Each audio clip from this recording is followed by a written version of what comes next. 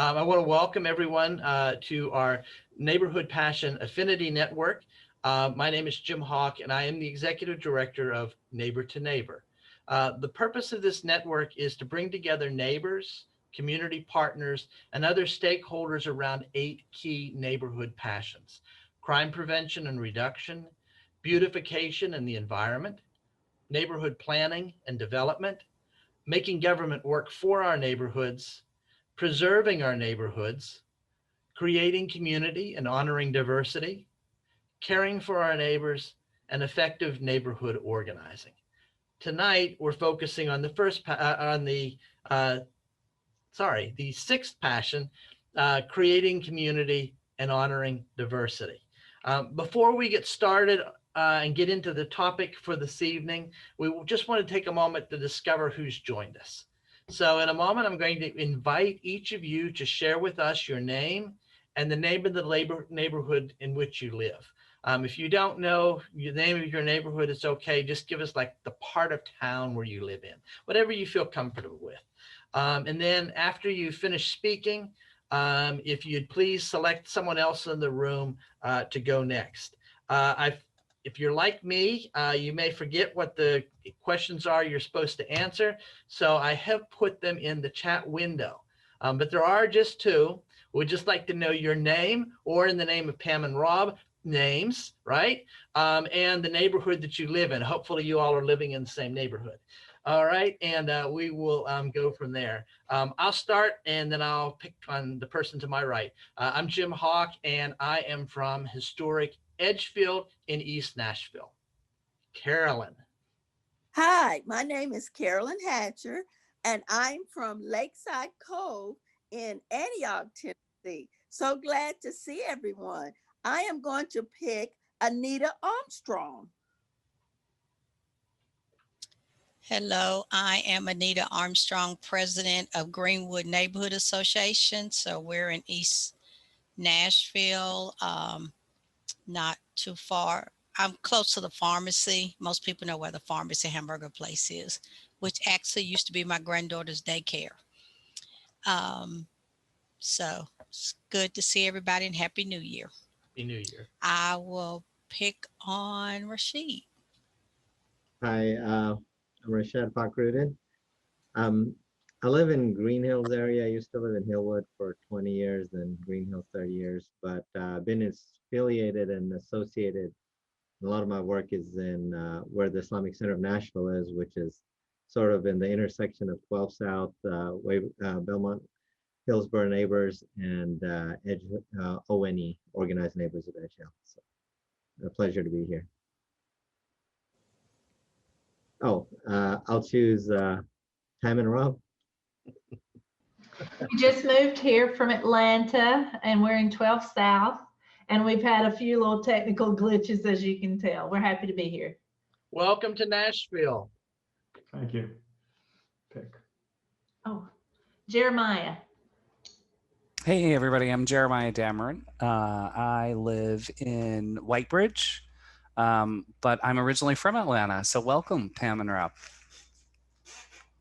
And I will pick Cheryl Major. Good evening. I'm Cheryl Major, and I live in the Nolensville Road, Harding Place area, Southeast Nashville. And I will pick Trish. I don't think you've gone yet, have you?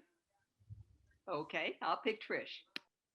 Good evening, everybody. I'm Trish Franz. I'm Director of Development with Neighbor to Neighbor.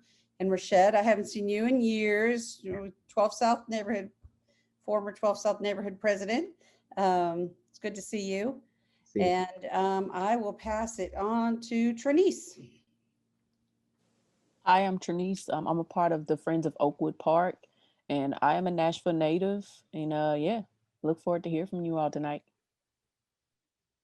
And I will pick Sally. Great. Hi, everybody.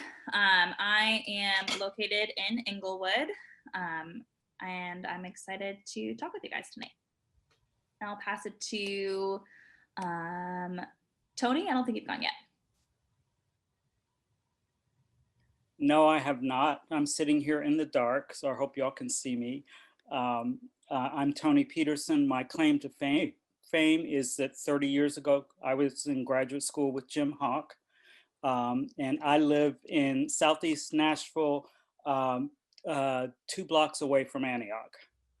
And the really sad thing is, I think this is the second time in 30 years that we've actually seen each other. I think Good to that's see you, probably true. Tony. Yeah, you too, Jim. Oh, and I have to pick someone. I just got on, so I don't know who's left to pick. I think trainees or Hannah, I Hannah. think are the last two. Hannah. Okay, Hannah. And I'm not sure if Hannah's been real quiet. She may not want to say anything. All right. We're gonna She just put in the chat. Okay. Oh, Hannah's from Bellevue. Hi, Hannah from Bellevue. Her speaker's not working, so we'll welcome you. Okay, thank you. And I think that's everybody, right? Did we miss anyone? All right. What I love about these Passion Network is we bring people together from all over Davidson County, and we've even had people from as far away as Montana join us because of the wonders of Facebook, right? And so we want to thank you for being here. You know, Nashville and Davidson County has a diverse and growing number of Muslims who live, work, and play here. To be candid, not everybody welcomes this, but many more of us do. And many of us, particularly in neighborhood organizations, struggle to find ways to respectfully welcome and engage our Muslim neighbors. So tonight we're going to explore some of their beliefs and practices, the demographics of the Muslim community in the metropolitan area, and some major misconceptions. We're also going to look at how we can create a more welcoming community that is inclusive and works in partnership with our Muslim neighbors. And we're very honored as we begin this conversation tonight to have Rashed, I can never say your name right, Fakhruddin? Yes. Yeah, I did it? You said it perfect. All right. And Rashed is the Director of Community Partnerships at the Islamic Center of Nashville and a founding member of the American Muslim Advisory Council. And we're just so thankful to have you here to share with us tonight. And I turn it over to you. Thank you. All right. Thank you. It's a pleasure to be here. And let me ask you a favor. So part of it, there's a presentation I have, and I've been doing this for quite a while, and it's called Islam 101, Understanding Your Muslim Neighbors in Nashville. I name it different things, so I actually pulled up one that's sort of similar but has a different name. So is it okay if I can navigate or share screen? Yes, you can do it now. Oh, wow, that was quick. Okay, so okay. Are y'all able to see this? Yes. And I like it to be conversational. There's times I'll just stop in the middle of it and just ask questions, pause for questions, but please feel free to interrupt me, ask any questions throughout this presentation. And so these are the two mosques we have, one on 12 South and one on in Bellevue. And this one is a newer one, so I'll talk a little bit about that. But I'll begin with our universal greetings. When we greet each other in Islam, we say Assalamu alaikum, which means may God's peace be with you. So can you say Assalamu alaikum? Assalamu alaikum. Yeah, that just simply means may God's peace be with you. Y'all sound like y'all don't have enough energy. So y'all can eat, go to the kitchen, get some food. I'm still at work. I finished work, so I just ended up staying here. I work at the power company. And so I'll give you sort of my background, a little bit, overview of Islam, Muslims in Nashville, some of the challenges we face. In a longer presentation, I'll cover 4 misconceptions. Here, I'll cover 2, jihad and women. And so just my background, I moved here as a baby in 1970. Meharry Medical College is what drew us here. My dad was a professor there and in the medical school. And so I personally have two siblings and my parents, and then I have 3 children. one in high school, graduate school at the University of Chicago, and then high school. So I heard several of y'all are from Atlanta. I did go to grad school at Georgia Tech back in the early 90s. So and I go there every year for a conference. I work at Nashville Electric Service. So I've been here. I supervise one of our engineering departments for substation design. And so I've been here 25 years at NES. And so I'll go ahead and just give you some terminologies. And so I have a tendency to look at myself on this mirror, so I'll look in this direction. So Islam literally means peaceful, willing submission to the will of God. It's derived from the root word Salam, which means peace. And so a Muslim is a person who willingly submits to God and finds peace. And I love those 8 principles. And sorry, I'll have to shut the door here. We have cleaning staff around here. So I love those 8 principles or guidelines that you mentioned, Jim, at the beginning. They're beautiful. And I'd like to share this story. So right after 9/11, one of the most tragic times in our history here in present day history in the United States.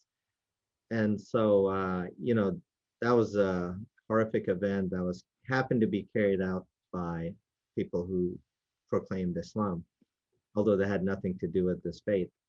And so there was a backlash. We were grieving, then all of a sudden there was a backlash against Muslims.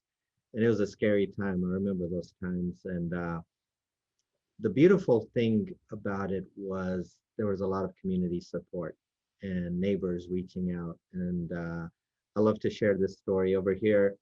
This is a banner by Hillsborough High School, the student council. I'm alumni there.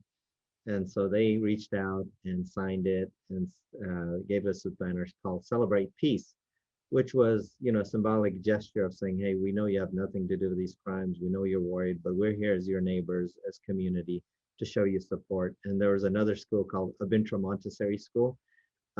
They raised $42 and some odd cents and gave us this, check. And later I got to find out from Latanya from NPT, like over a decade later, we got to know each other through my involvement with the NPT advisory board. And she told me she was involved with that way back in the day. So it was, and they gave a beautiful message from the kids. They said, we know you're afraid to go to the grocery and things are scary, and here's some money to help you get groceries. Because a lot of women who wear hijab were afraid to go out. And that's really about community and neighbors when I think about what y'all are doing. And so these are 6 articles of faith. Allah, we believe in God. Angels, revelations that God sent, the Torah, Psalms, Gospel. The Quran we believe to be the final revelation. We believe in prophets. God created Adam. There's Noah, Abraham, Jacob, so forth. A ton of prophets. Moses and Jesus. Jesus we believe in as a prophet, and Muhammad we believe to be the final prophet. We believe in a day of judgment that we will be held accountable for everything we do in this life. And the reward and punishment system comes in the form of a heaven and a hell. And then we believe in the divine decree that everything that happens by the will of God. And I woke up so many times Sunday night trying to figure out, I was depressed. Titans just lost that game to the Colts, to the Ravens, third time. And we've been ticket holders since they moved to town. And so we were at the game and I was like, how could they punt on 4th down? And it was killing me. And then finally, like a day later, I realized it was God's will. There's just like nothing, no other way to explain why such great offensive coaching minds would not run Derrick Henry when you had 2nd and 2 from the 40-yard line and you're within striking range of scoring a touchdown, taking the lead. Anyhow, I don't want to open up those wounds, but that's the divine decree. Everything happens by the will of God. And so 5 pillars of Islam, these are the foundations by which we live our lives based upon the Quran, teachings in the Quran and the teachings of Muhammad. So there's the testimony, the prayers, charity, fasting, and pilgrimage to Mecca. I'll go over each of these. The first pillar of Islam is the testimony that we testify there's no God except Almighty God, and Muhammad is the messenger of God. And so the two components of this faith system is the belief in one God and belief in Muhammad. So who's this God we worship? He's the Almighty, the most compassionate, the most loving. God is one. So Islam is a monotheistic faith. And the word we use for God is Allah. Just like in Spanish, it's in Spanish, you have Dios. And in Arabic, we're not the only, Muslims aren't the only ones who refer to God as Allah. There are a lot of Christian Arabs in our school district. I think half the Arabs population are actually Christians, mostly like Coptic Christians. And when they open up their Bible, guess what? It says Allah. So we don't have exclusive naming rights to Allah. Prophet Muhammad, he was born in the year 571, and he is a descendant of Prophet Abraham. So Abraham had two sons, Ishmael and Isaac. Through Isaac, you have all these great prophets. Moses is from that lineage. Jesus is from that lineage, whereas Muhammad comes from Abraham, but through Ishmael. So that's why Islam, Christianity, and Judaism are commonly known as the Abrahamic faiths. Jesus and Moses are highly respected. They're mentioned in the Quran more by name than Muhammad, by the way. And our belief in Jesus, we love him, we honor him. Of course, we believe in him as a prophet.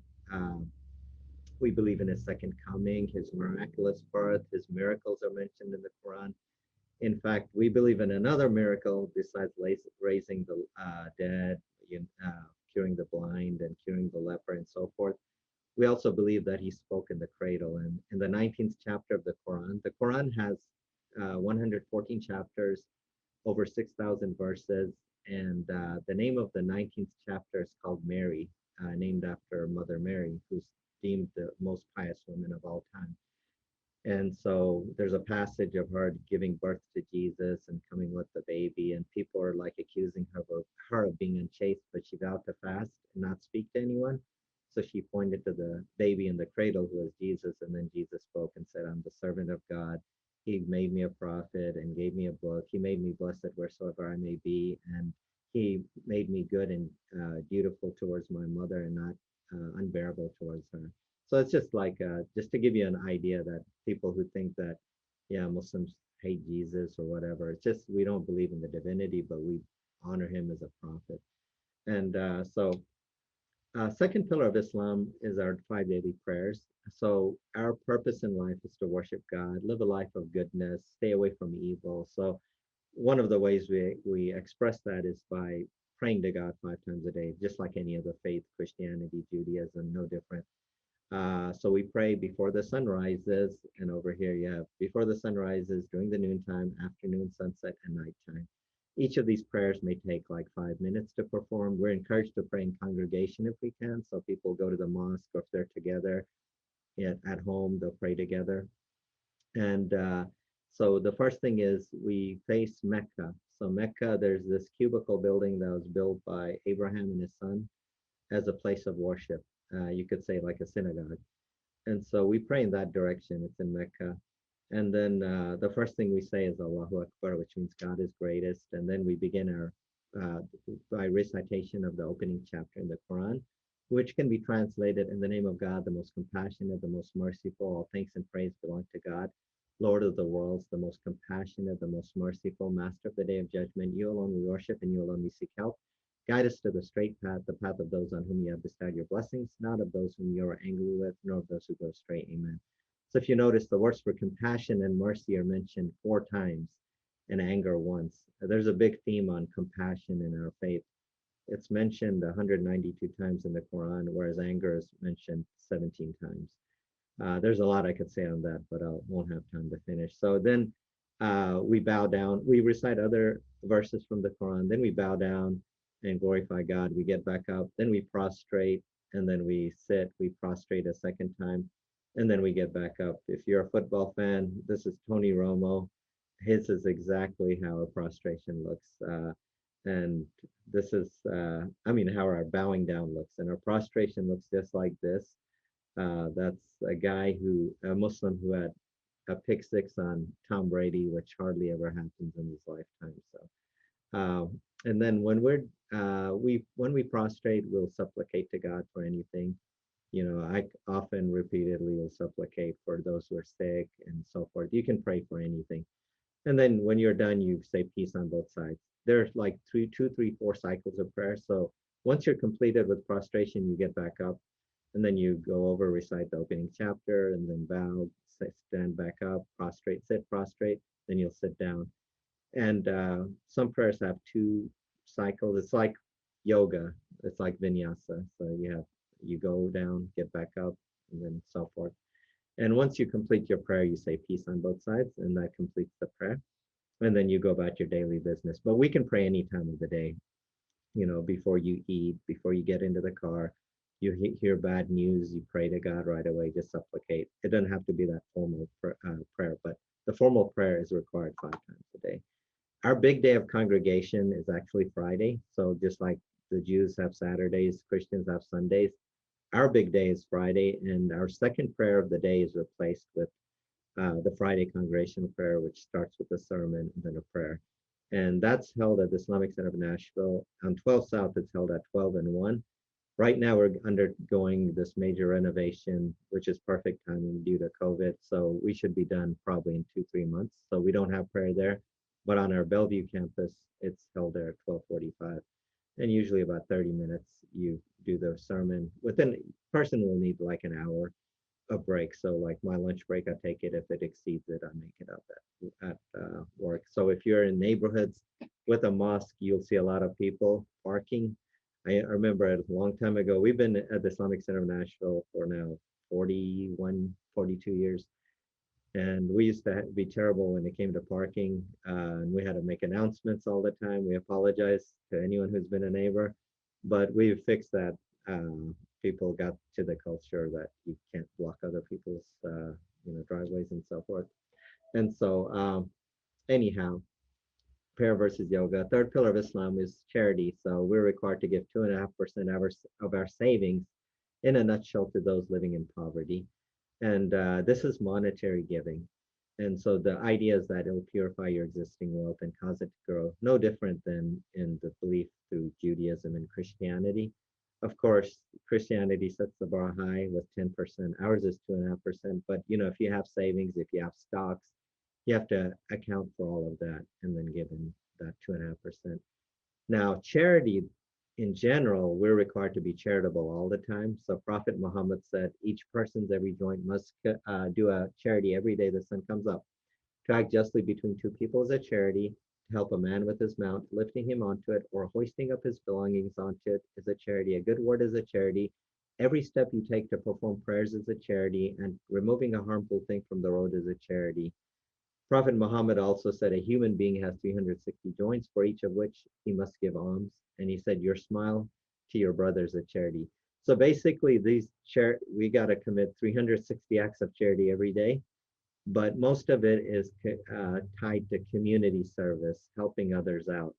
And Nashville is known for like a wealth of numerous nonprofit organizations that are out there on the ground, always helping people. So, you know, there's never a shortage of piling up these acts of charity. And like, here's one that says, helping a man with his mount, lifting him onto it, or hoisting his belongings, is basically alleviating other people's problems. And so partnerships, that's a thing. I was president for a while, and then I took the role of, it's a voluntary role, of director of community partnerships, basically working with other organizations and, you know, building relationships and seeing what we can do together to help Nashville, help our neighbors. So 12 South Neighborhood Association, we got more involved 6 years ago, in 2014, 15, around that time. And then, although honestly, in the last 2 years, we haven't been as involved, I'll admit, but there was 4 years where we're attending the meetings, and it was an honor. I couldn't believe it when I first started attending the meetings. I felt like, I mean, it was way too much recognition, but it was like they were introducing, like, the police officer came, a mayor, and then all of a sudden they pointed to us. They said, these have been great neighbors here for a long time. It was Ken Edwards, Trisha. I mean, not Ken Edwards, Ken Winters. And I was like, wow, God, we don't do much, but it was an honor. So, but it's important. I'll tell you how our faith, it requires us to be engaged with our neighbors. And then Belmont University, these are just different organizations and included in their organized neighbors of of Edge Hill. And then these are just work. We've been engaged with Habitat for Humanity since 2003. Some bills required us to raise quite a bit of funds for our engagement. Some were just manpower. Neighborhoods, those are examples of organized neighborhoods of Edge Hill, which is more in that gentrified area that's being squashed between the gentrification that's been happening in Nashville over the last decade, I'd say, a little over a decade. And so it's important that we engage with them with health clinics and whatever else they have. I love to share a beautiful story about Second Presbyterian Church and why it's important to engage with neighbors, what can happen by building relationships or stepping out of your comfort zone. Second Life, they had this church on Second Presbyterian Church. The steeple burned down 2003. And so my sister and I reached out, and they didn't know us, we didn't know them. We gave them flowers, and that was it. And, a year later, we get an invitation to be honored. I was like, honored for what? And they honored the fire department. Of course, they deserved it. And ours was just for a simple, nice gesture that we're supposed to do. If anyone's facing adversity in our neighborhood, we should be, know who our neighbors are. So in the meantime, we built these amazing relationships that have expanded in ways that I could never imagine. Once the pastor, Mary Louise, gave me the keys to her church because we needed chairs. He said, don't worry, you don't have to coordinate.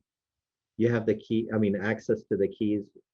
And if you need to pick up the chairs and we're not there, you just unlock and you're in.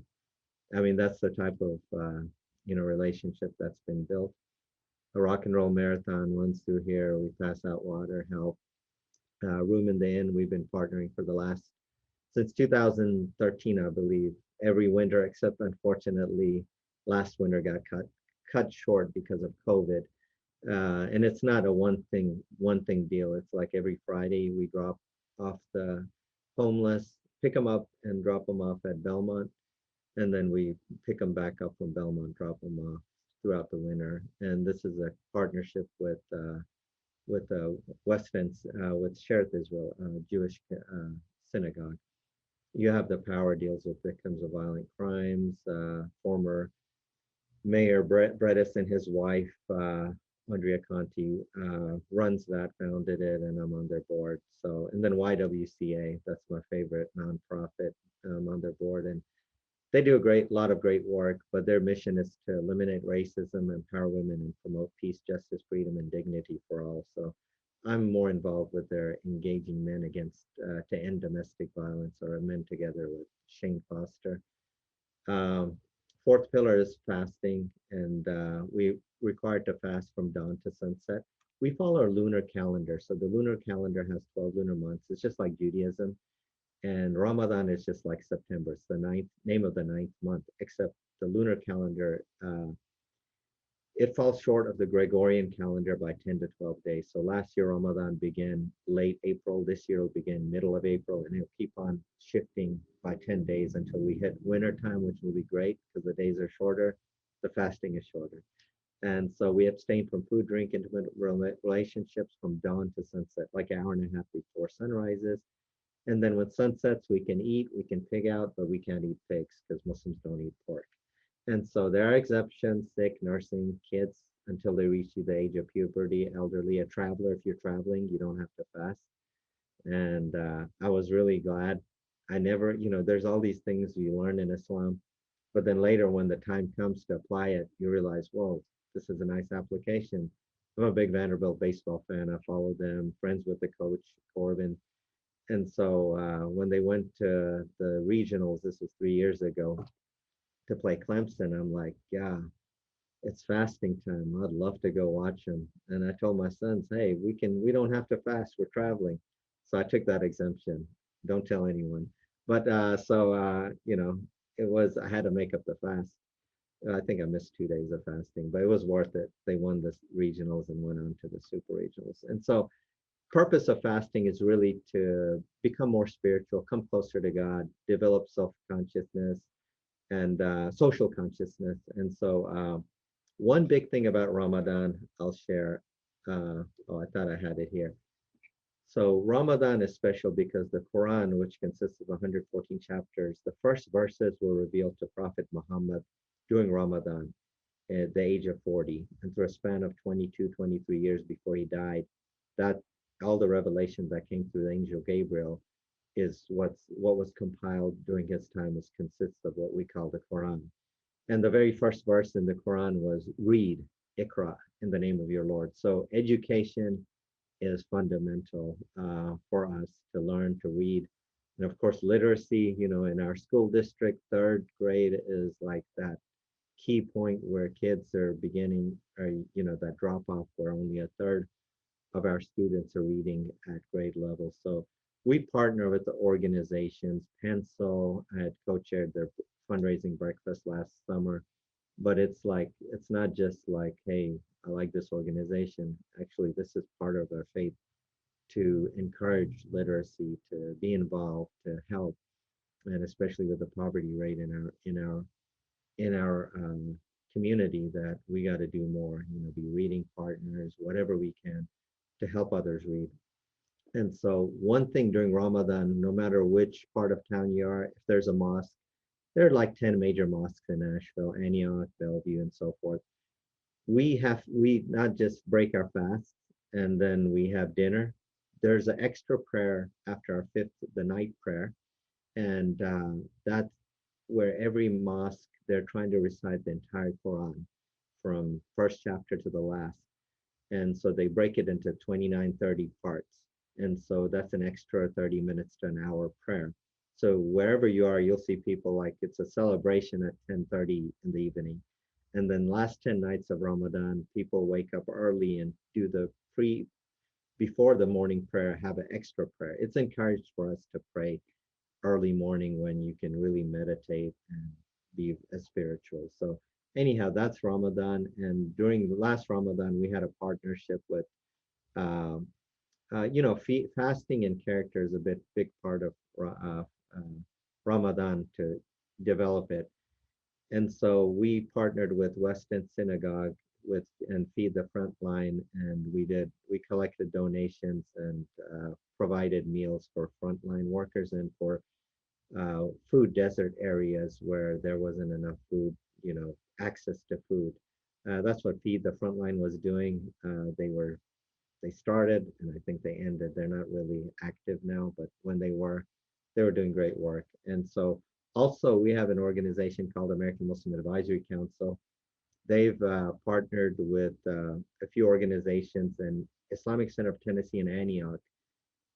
Every month they've been providing food and boxes of food for that community, not for the Muslim community, for anyone. And then they got some COVID relief fund and it amped it up. And so that takes place every month, and about 500. They've done over 7,000 boxed meals over this span from late May. So anyhow, it's important for us to give. And then I'll end with this and then take a break. Fifth pillar of Islam is Hajj, pilgrimage to Mecca. We're required to perform the pilgrimage to Mecca once in a lifetime if we have the means and ability to do so. And this occurs during the 12th lunar month of the year, called Hajj, Dhul Hijj. And so most of the rituals are tied to Abraham and his family. And the rituals take 5 to 6 days to perform, and men will wear this two-piece garment. If you look at a Buddhist monk, you think of a peaceful person. Well, we're supposed to be at our most peaceful state at that time, spiritual state. We're not supposed to harm even the insects, not that we're supposed to other times, but we're not supposed to get into arguments that can nullify your pilgrimage and so forth. And so 2 holidays associated with the last 2 pillars are Eid. Eid means festivity. So the festivity of breaking the fast occurs the day after Ramadan ends, and the festivity of the sacrifice occurs during the pilgrimage to Mecca time, commemorating the famous sacrifice of Abraham and his son. But when we slaughter the meat, it goes out to those mostly, and you're supposed to allocate a big portion of your food towards those in poverty and leave some for family. And that's a day that you'll see some of the mosques hosted, two of them. And for us, we partner with another mosque, the Somalian community mostly, and we host it usually at TSU, once at the Music City Center. They're like, thousands of people gathering together during that time. So there's a prayer, and then there's a sermon, and then people celebrate, give gifts, eat all day, and it's a great day. It's a day off from work and school, and our greetings is Eid Mubarak, which means blessed Eid. And so celebration of diversity tied to the pilgrimage to Mecca. Diversity is valued highly in Islam. And so there's a verse that says, I'll read the Quran in Arabic so you have a feeling of how it sounds. أعوذ بالله من الشيطان الرجيم بسم الله الرحمن الرحيم يا أيها الناس إنا خلقناكم من ذكر وأنثى وجعلناكم شعوبا وقبائل لتعارفوا. O mankind, we created you from a single male and female and made you into nations and tribes so that you may get to know one another. So the purpose of our diversity is get to meet others and step out of our comfort zone, no matter what that diversity is. It could be faith diversity, it could be ethnic, race, gender, neighborhoods. Sometimes we're so isolated, we don't know each other. So, all sorts of diversity it includes. And so that's the purpose of us being diverse, is to get to learn about each other. And Muhammad said that all mankind is from Adam and Eve, and Arab has no superiority over non-Arab, nor vice versa, nor white over black, nor vice versa. So it's important for us to value that. And so I'll stop there for a few minutes, and then I'll continue. And I have some misconceptions in our history and Muslim demographics I'll cover. So is there anything so far? Y'all have any questions? Sorry, I've been speaking a lot, and some of the challenges we face, I'll share that as well. Just a quick program note. We have about 5 minutes before we have to wrap up. Oh, really? Okay, sorry. I didn't realize that. Okay. Does it end at 7? Oh, sorry. It's okay. It was an hour, so I miscalculated. And folks may want to ask some questions afterwards, and we'll be glad to do that. Okay, then I'll just highlight a few things. There are 7 million Muslims in America. About a fourth are African Americans, fourth South Asians, fourth Arabs, and fourth the rest. Muslims in Tennessee, 75,000. And sorry, let me just go through this. 40,000 Muslims in Nashville. Our mosque, Islamic Center of Nashville, was founded in the center of 78, the house in 79. And so Cat Stevens, a famous musician, Rock and Roll Hall of Fame, he actually helped donate. He came by and donated. It's like if, I don't know, Justin Timberlake came today or Beyonce and donated to a church or somewhere. It's pretty cool. I got to meet him in 2016 when he did his 50th anniversary tour. But at the time, my dad, he was one of the main founders, met with Cat Stevens. And our history was before that at Vanderbilt, St. Augustine Chapel, the Black Cultural Center, and even in Jefferson Street. So we had a long history till we settled there. And then we started our mosque, second mosque, 2019 in Bellevue. And then that was Cat Stevens saying, I visited the center yesterday, found a great openness to share a message of unity, love, and peace, which I discovered. I'm proud that the Center in Nashville has become a beacon for understanding and sharing spiritual values. Kurdish, we have about 15 to 17,000 here. 7,000 Somalians. These are different mosques in Antioch. There's one there. It used to be a movie theater. Williamson County. I should share this. This is we do a tour every year. I help spearhead that, where it's called a caravan tour of places of worship. You go to a mosque, synagogue, church, a Hindu temple, and a Hindu temple and Buddhist temple. And this year is the first year in 5 years we couldn't do it. And so God says, serve God and associate none with him, show kindness to your parents, kinsfolk, to the orphans, to the needy, to your near and distant neighbors, to the companions by your side. And Prophet Muhammad was asked, how can I know when I do well and I do ill? He replied, when you hear your neighbors say you have done well, you have done well. And when you hear them say you have done ill, you have done ill. So it's so important to know your neighbors and not to annoy them. And God says, do kind. Kindness here is the best you can give, the Arabic word. The best you need to give your best to not just your near neighbors, but your distant neighbors. And you know how Nashville is so connected. So we can't live in isolation. And so there was an article I wrote on cultivating more diverse relationships. This was an op-ed last July, and it was tied to a quote by Muhammad Ali during this time, race relations conversation on TV. And they were asked, what can you do if you can't change policy? What can everyday person do? And he said, I think it's pretty simple. Just make friends with someone who does not look like you. And then he started saying, like, our neighborhoods are so, um, isolate. People are just so isolated from each other. And that's the first step. And so what we do at the Islamic Center of Nashville, we hold open houses. We have probably three to four group visits a month and maybe 4 major events a year.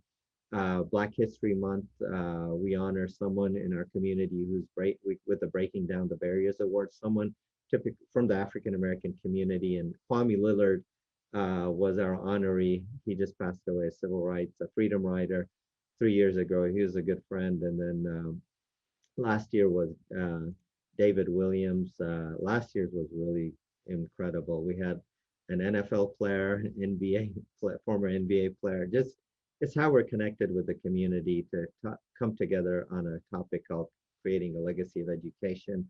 And there's Kari Blasingame, the fullback. He's a Vanderbilt alumni, so this was tied to David Williams, the fullback for the Titans. We have an annual diversity brunch where we have 600 to 1,000 people visit, and we have food from all over the world.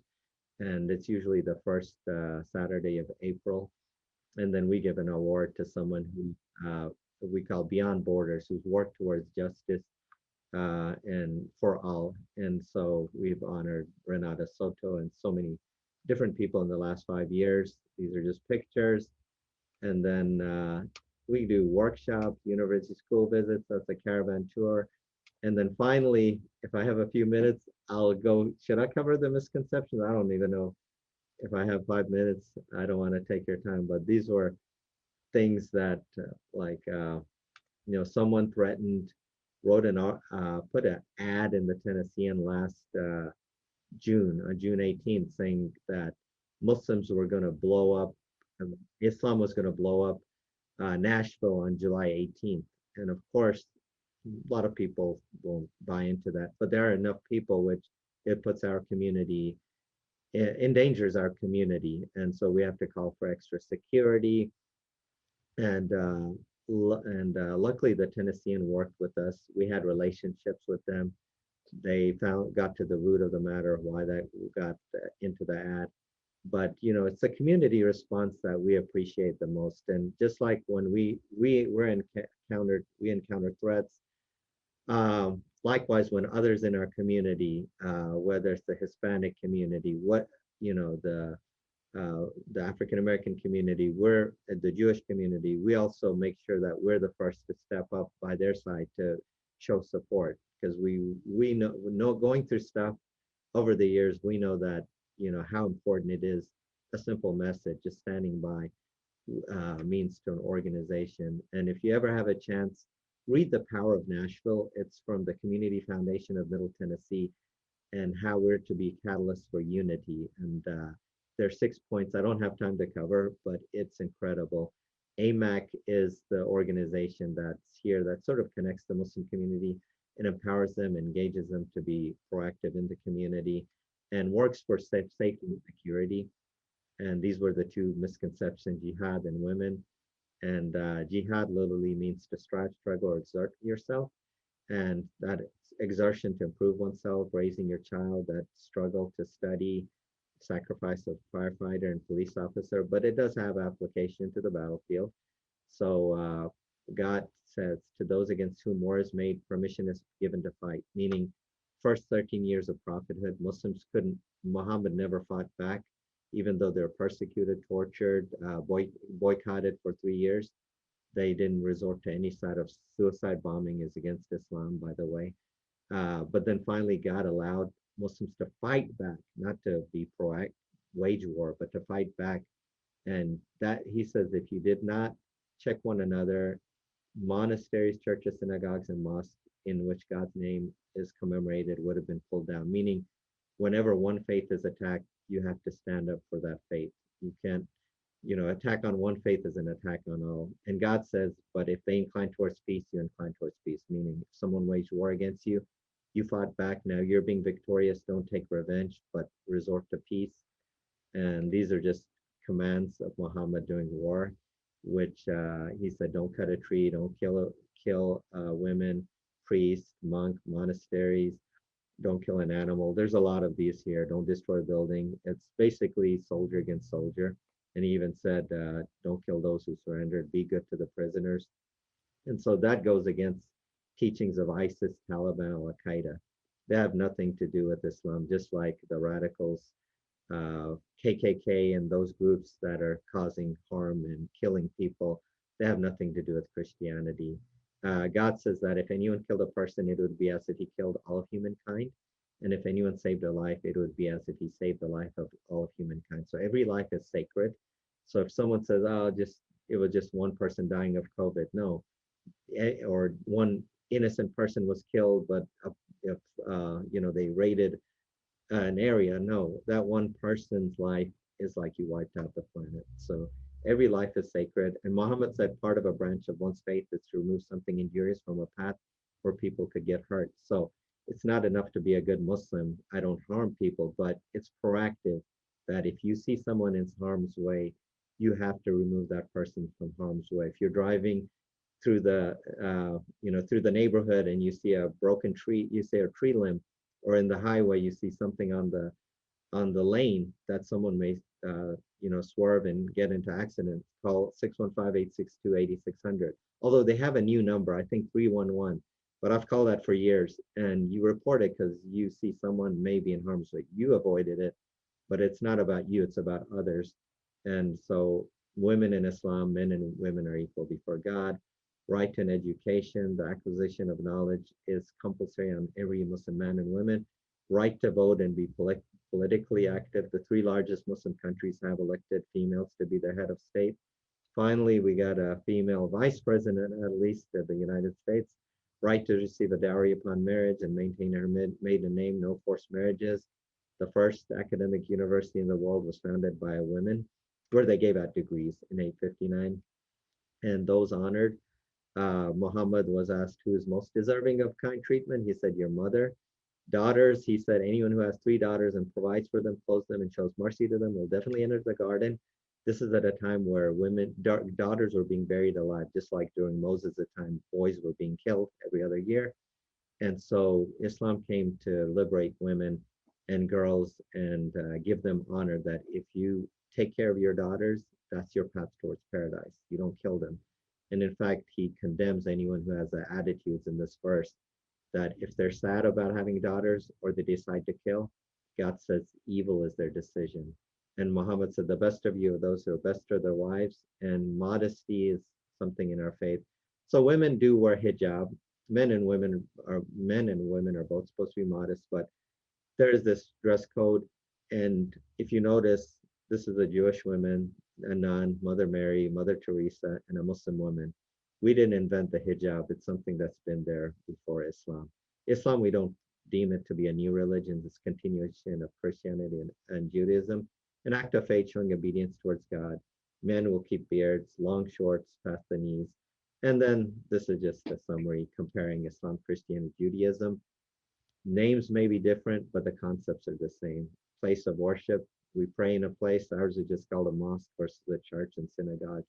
Charity, instead of 10%, 2.5%. Leader, imam, priest, and rabbi.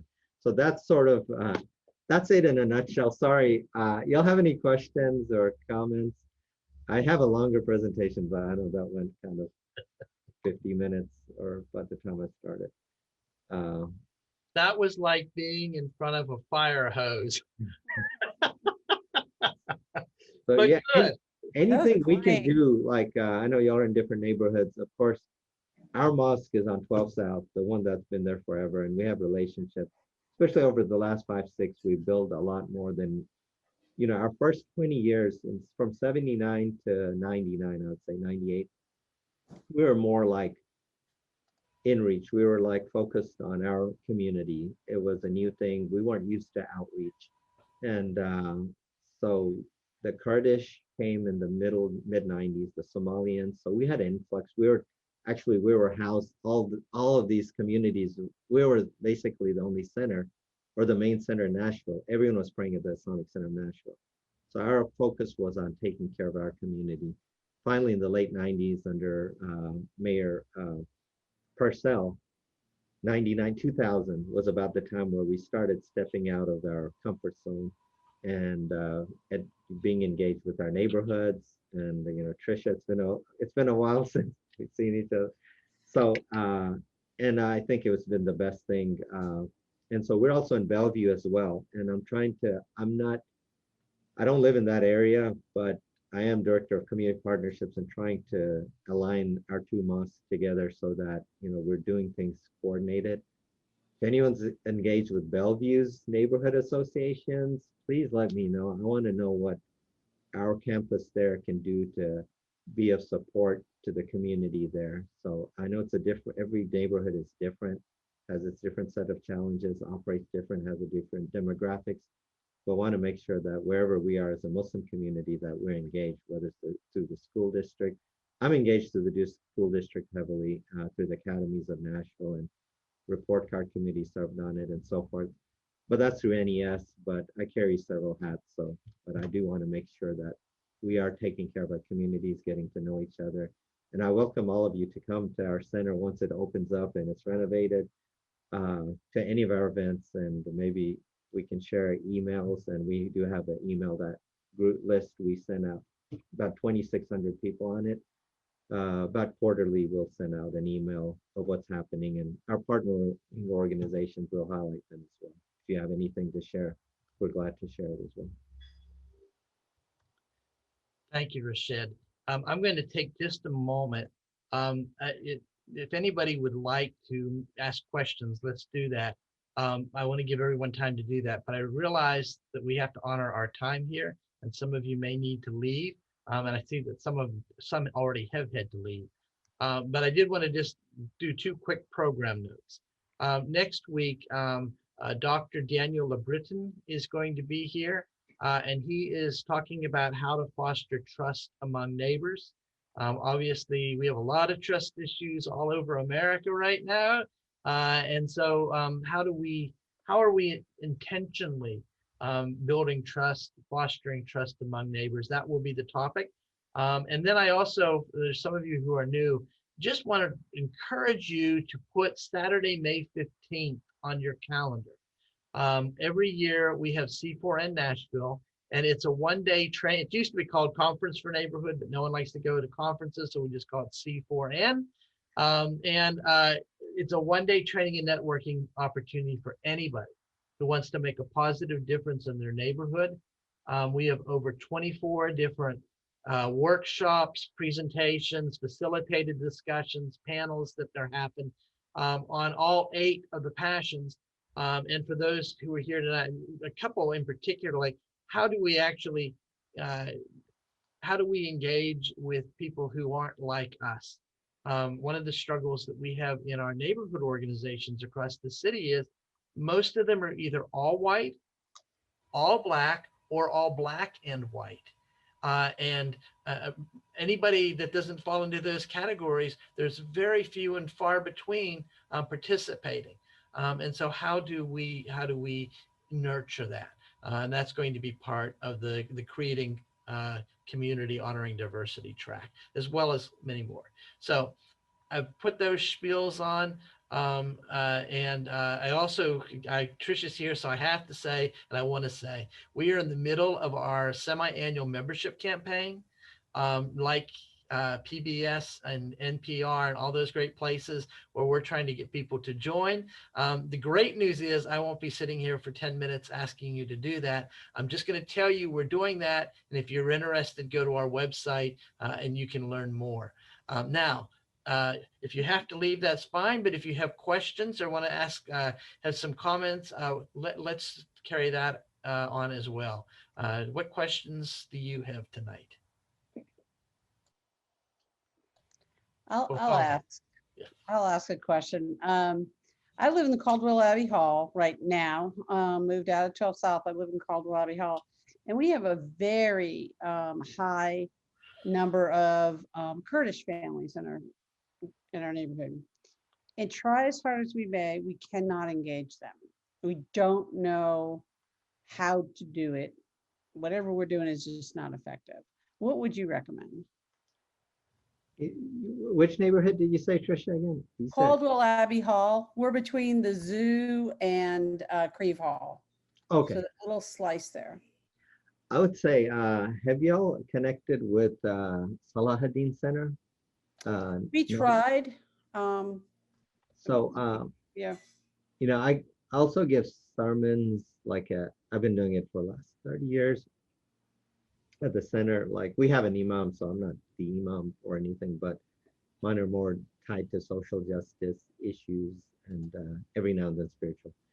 And so I've been trying to hammer in the whole, engaging with neighborhoods. Like, that's been a refrain, almost every year. And so, it's unfortunate. It's really tough to get everyone engaged, but I think you gotta keep on trying, or I can help, or use me as a resource. I'll be glad to help, connect. I know everyone wants to be engaged in terms of centers versus individual. I know there's, I guess, two steps. One is just your individual neighbors, and if you have Kurdish, how to engage with them, how to approach them, and how to engage, have them involved with neighborhood associations. And there are quite a number who would take on that opportunity. It's just sometimes they don't realize that it's not as difficult as it seems. Yeah. How important it is. But with the center, I know Salahuddin Center, sometimes, yeah, they may not always be responsive, but I know they want to be engaged, but they're so busy with their own community. In terms of their own congregation. And but they have also a new organization. There's a Kurdish Professionals. That to me seems like more of a group that can really drive something through, be more active. Doesn't necessarily going to represent a mosque, but they'd be more active. And maybe through that route, I'll be. Is that through the Salahuddin Center too? No, that's just Separate? just Kurdish Professionals, and then we have a professional groups. It's not necessarily Islamic Center of Nashville. That started a few years ago, and as it's growing, I can actually share with our president of the Islamic Center of Nashville and see maybe there might be a good forum, maybe to introduce y'all to like a connection, because I think the whole neighborhood, being connected is so important in so many levels. Trying to think what else. We have American Muslim Advisory Council. That's had probably the most success in helping, connect the mosque under, different issues. Like when COVID came, and my sister is the one who's the executive director there. There were about 10 of us who helped found it during what they call the anti-Sharia bill. It was another fear tactic by legislatures to, in a crafty way in 2011, to deem us as terrorist organizations and then shut us down. And so luckily we had the Governor Haslam was on our side, but behind the scene, we had to really be organized to fight it, and we were successful. But what came out of it is we became stronger and started American Muslim Advisory Council. And so Sabina would be a person to connect with as well, because what she's doing through AMAC and the neighborhood in Antioch is pretty amazing, where they've been every 2 weeks to every month, especially in the summertime. I believe it was every 2 weeks, they would put all the food boxes together and distributed. There'd be cars. Mayor Jim Schulman, Vice Mayor Jim Schulman was there for one of them because I was on his conversations show when he just started it back in July, and we did it over there, taped it over there, the 1 hour thing, and then he got a tour of what was going on. There's just cars just lined up, you know, like you see on TV during COVID, what was happening in Texas and different areas. But that was happening just in our backyard. And the good thing is they were able to serve. So that's tied to neighborhood, where if they can just draw that connection, hey, we're doing this already, Islamic Center of Tennessee. Let's take it one step further and, you know, engage with the neighborhood associations. And so, What's your phone number? I'll call you and we can take this offline. yeah, my number is 615 Mhm. 480 6146, and I will also type it here, Yeah, that'd be good. and I'll also have my email here.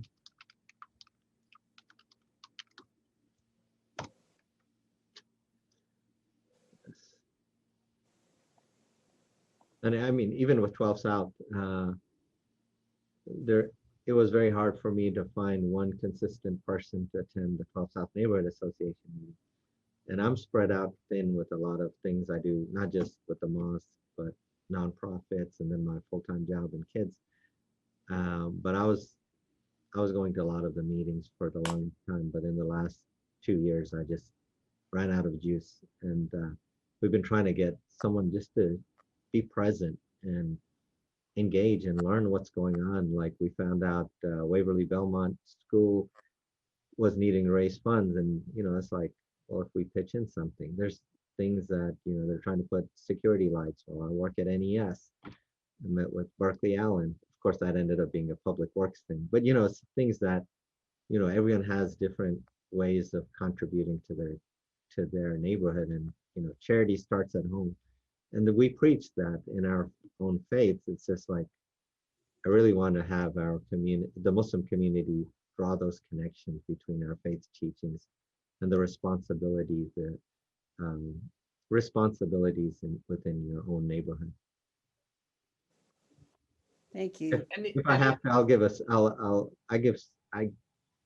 I've given a few sermons at Saladin Center, and maybe that's one once COVID is gone. Usually mine is related to domestic violence and compassionate treatment towards women, something I'm involved with. But maybe I'll do the neighborhood initiative and take on this call, try to get it to all the mosques. Yeah, that'd be great. Yeah. Is there anyone else who has a question before we head out tonight? I just mostly had a comment. I appreciate the presentation. I hopped on here because I really wanted to learn more about the Muslim community in Nashville. I'm very ignorant to, like, you know, the demographics and areas in which you all are most populous. And so being able to, you know, kind of receive all of this information has definitely helped me out tonight. So I'm very appreciative of that. And I see where you posted like your contact information. Jim will tell you I'm all over the place in Nashville doing various stuff. So I definitely hope that this is an open opportunity for us to get to know each other a little better and work together on some community stuff. Look for it. And I couldn't tell who was speaking. Oh, it's Trinice. Yeah. Trinice, okay, sorry. Yeah. Nice. And Trinice. I wrote on chat that I was in Bahrain 10 years ago and loved it. Wow. I asked the question, why did the ladies cover their face? And you can probably chat back and tell me. But I must say, it was very impressive to me because I went to their spas and I was in the rich section because I had a bidet. So is it true that Bahrain has a lot of money, like Bali or wherever? Yeah. Is it rich, a rich country? They're really rich. Yes, I saw that.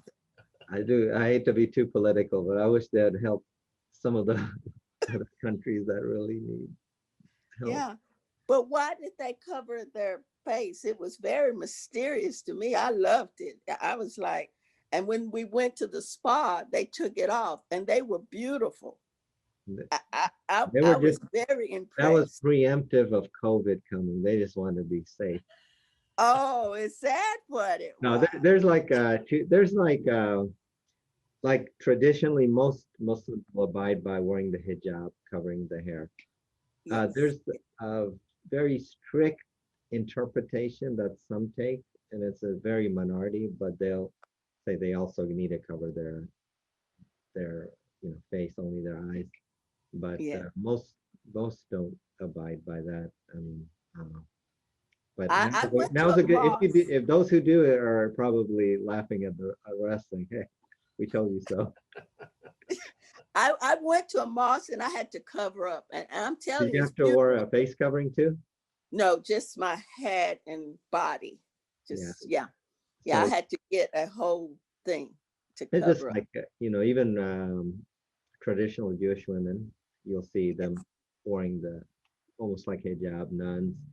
So it's nothing new in that we have that in our traditions. Oh, okay. Yeah. But when people come to our This is, mosque, we don't when guests come, we don't ask them to wear hijab.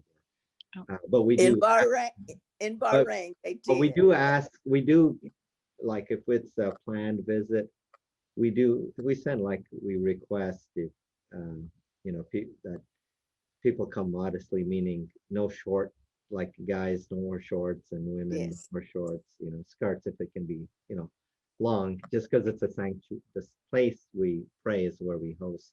But once we finish this renovation, there's going to be a separate room as well where we can host. So of course, in that room, I mean, it's always good to just respect that whichever place you go. Like the Western Synagogue, when you go inside, they'll ask you to wear the yarmulke Yes. to borrow it.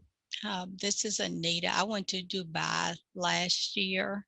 Mhm. I think everybody over there is wealthy and beautiful, but we did too have to cover up when we went in the mosque. Yeah. Very wealthy people. Yes. Yes. Yes. I Rashed, loved it. Pretty I place. loved it. I loved it. Yes. Rashed, thank you for being Most here tonight. One quick thing, Yeah, go ahead. you'll find Muslims, I mean, and unfortunately we have to fight all these stereotypes, but most Muslims you'll find very hospitable, and especially you'll find it in the Arab culture, and people you meet with and engage with. I mean, I'm saying this, I don't mean to be biased, but I mean, just as a Muslim too, not towards each other, just towards each other, but when they see guests, they're very hospitable. So I think that's where sometimes breaking bread together, you'll find an opportunity. If there's like with the neighborhood association, something where, hey, we're getting together and we're having food, maybe that'll bring some Muslims together and they can bring their food over, well, after COVID, of course. Sorry, Jim. One more thing, they are handsome. The men are very handsome. I want to say they are handsome. Yeah. I agree. How's 100%. that for a compliment? Okay. All right. Thank you, Jim. Thank you. I did put in the chat a link to register for the next Islam 101 class because I know you raced through and you did such a great job. But if you really want to take more time and study this a little bit more deeply, be sure to sign up for that class because you hold it several times throughout the year. Yeah, we haven't really planned this spring semester. We did a few last fall, and we have a coordinator, outreach coordinator. She's been doing more of them now. I'm just like I'm burned out. I'm on Zoom at where I work at NES. I'm on Zoom every day and like managing. Mr. Jim, how much is the class May 15th? If we're going to register for the different classes, do you just look on the class to see how much it costs? So we haven't decided on C4 in Nashville yet. The price this year, since we're not renting space, it will be less than last year. And last year we had a choice. You had a choice of $75, $60, or $40, depending on your ability. And then we also offer full scholarship. So it's going to be less than that this year, but how much less, I don't know yet. Okay. We're next month we'll know. Thank you. Yeah. Rashed, thank you so much Thank you, for Jim. joining us tonight. Good to see the 4 of you that remained. Thank you for being here. We will look forward to seeing you all next week, how we foster trust among neighbors. Thanks a lot, everyone. Night. Good night. Bye. Good to see y'all. Bye, Rashed. Good to see you. Bye.